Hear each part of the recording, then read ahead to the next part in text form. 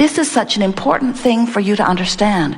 We've written a book recently, and it's entitled Ask and It Is Given. And that's exactly what it is talking about. When life causes you to ask, in the moment of your asking, the source within you becomes the vibrational equivalent of what you've asked for, which could feel really, really good to you if you were up to speed with what you're asking for, but usually initially does not feel all that good to you, because usually you're still exploring the contrast, and most of you, dear hearts that you are, you've become so good at exploring contrast that often you let it engulf you. If in this moment that you are talking about something, you feel elation or joy or appreciation, if you feel interest or fascination, then you are a vibrational match to something that's in your vibrational escrow that you've been asking for. But if in this moment you feel discouragement or anger, if you feel depression, if you feel deprived or disappointed or disadvantaged, if you feel taken advantage of, if you feel that you have been wronged, even though the courts of your land might very well side with you and agree with you, when you feel that way, you are not a vibrational match to what's in your vibrational escrow. So we've been calling this gathering for a while the art of allowing. It's the way you learn to let law of attraction deliver to you what your life has caused you to know that you want. When you ask, it is always given. There are 3 steps to this creative process. The first step is life causes you to ask. Some say, I don't think I should ask for so much. And we say, you can't help it. The entire universe has been established. And when you are this genius leading edge creator that you are, and you are surrounded by details, comparisons, experiences, as you're exposed to the variety and details of life, your thinking mechanism automatically comes to new conclusions constantly of what would be improvement. And that is such a good thing. Even if you are a one-celled organism, that's true of you. Even if you are a one-celled amoeba in the ocean, you are exposed to experience that is causing you to come to new conclusions. And the source within you turns undivided attention to that new conclusion, and that is what causes the evolution of all species, you see. So here you are, magnificent, genius, leading edge creators, out here on the leading edge of thought, exploring contrast and giving birth all day, every day to new desires. Some of which you are up to speed with, some of which you are not. And so this Art of Allowing workshop is about helping you to figure out whether you're widening the gap between you and you or closing the gap. And do you get what we mean by you and you? Your source energy, and that part of you remains. Some think, oh, I'm dead or alive, I'm non-physical or physical. And we say, you are always non-physical, and often you project some of that non-physical awareness into physical form. And when you do that, you have 2 vibrational perspectives. Do you get that? There is the source within you who always loves and always knows well-being. And there's the physical you who might in this moment be focused upon something that makes you afraid of something. So in the moment that you're focused upon something that makes you feel fear, that feeling of fear is nothing more than your indication that you're focused in a way that the source within you is not focusing and will never focus. The source within you knows your stability, knows your worthiness, knows your value, knows your well-being. And when you focus upon something that makes you feel not worthy or not well-being, then you activate within you, by virtue of your attention to it, a vibration that is different from the vibration of your source. And those 2 discordant vibrations cause emotions to be felt within you. You see how it works? A harmonious vibration, when you look at someone and you are appreciating them and you're making lists of things you love about them, when you are offering them a compliment, when you are looking for their value, when you are appreciating something they did, when you are stepping back far enough, and sometimes we know you got to step back pretty far to see good in some people. When you step back far enough, and you pull your focus off the things that are bothering you, and you allow yourself to see something that is a vibrational match to the way the source within you sees it, when you allow yourself to see that person through the eyes of source, you are filled with the wholeness of who you are. But when you find fault with someone, when you see their flaw, even if you are justified in seeing it, when you see their flaw, you activate within yourself something that the source within you will never activate. And your guidance system says, you have the right to do this. And you certainly have a perspective that is valid.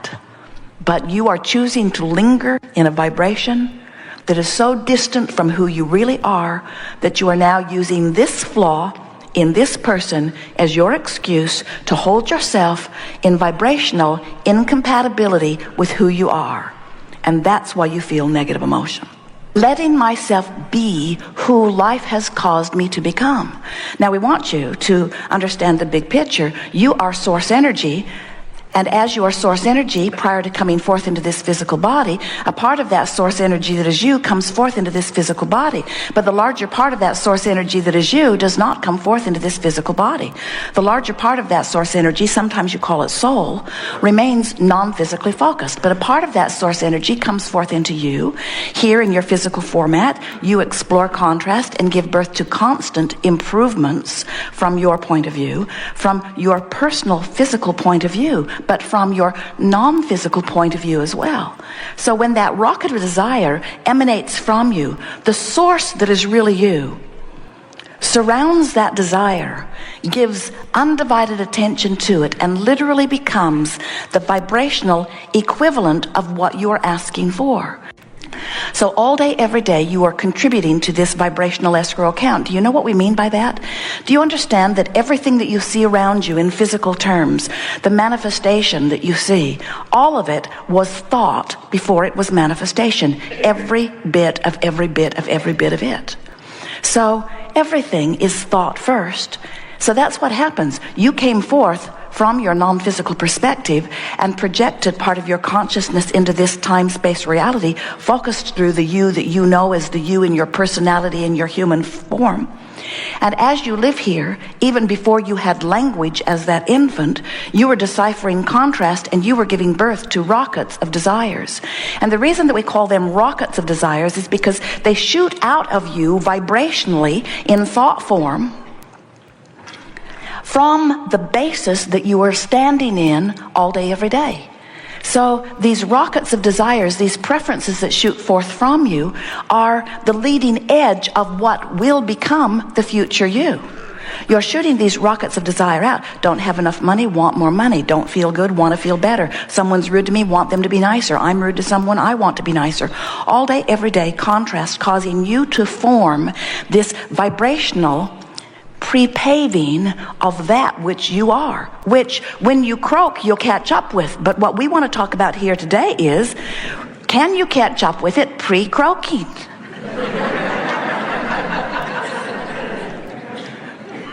Good new title for the seminar. Pre-croaking alignment. So it's a wonderful thing that you have been willing to come forth to be an exaggerated version of step one of the process. You ask, step one. We stand as source energy as an exaggerated version of step two. Because when you ask, source gives undivided attention to what you're asking for, looks right at your vibrational escrow and holds the thought of that which you have become, because we are non-physical energy. We are non-physical energy. We can have the wholeness of the improvement before you can, because you're waiting for physical manifestation in most cases before you allow yourself the improvement. Did you hear that?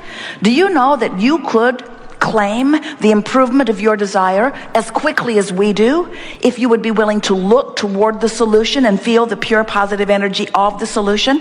If you didn't need the stuff to manifest before you feel better, you'd feel better all the time and your stuff would manifest more quickly. People will say, I want to be over there. And we'll say, come on over. And they'll say, I can't, I'm over here. And we say, well, why would you like to be over there? And they will say, because it's so miserable over here. And we say, well, what would be better over there? Tell us what's over there that you want. And they will say, it's a lot better than what's over here. And we say, undoubtedly, describe what's over there where you want to be. And they will say, I can't. I'm not over there. I'm over here. But I will be happy to tell you what's over here where I don't want to be. And we say, don't keep talking about what's over there where you don't want to be. Begin talking about what's over there where you want to be.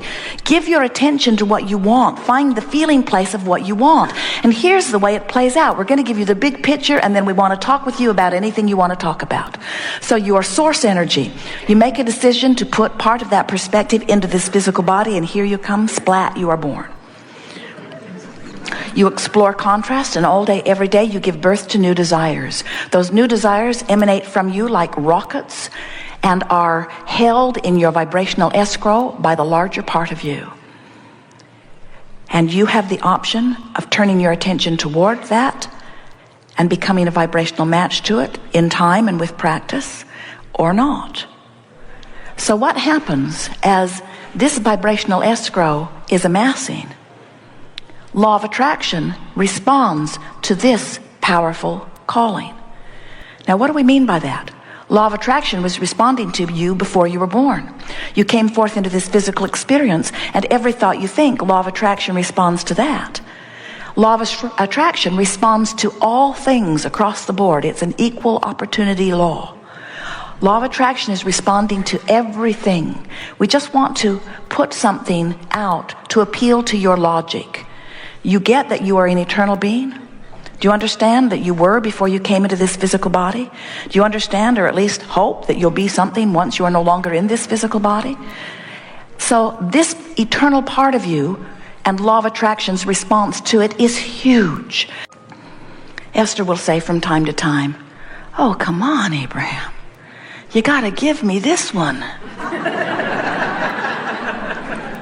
You cannot not be noticing that. It's so big, and it's so bad, and it's so wrong. And we say, we notice it, we just don't see it as wrong. We just don't condemn it. We see it and immediately take from it what we prefer, and immediately turn our undivided attention to what we prefer. And if you will do that, you will feel as good as we do. But what about righting the wrongs of the world, we hear you say. And we say, you will never make the world a better place by beating the drum of what's wrong with it. However, you came forth as leading edge creators to explore the contrast, because you cannot ask for improvement until you stand in a place that causes the improvement to occur to you.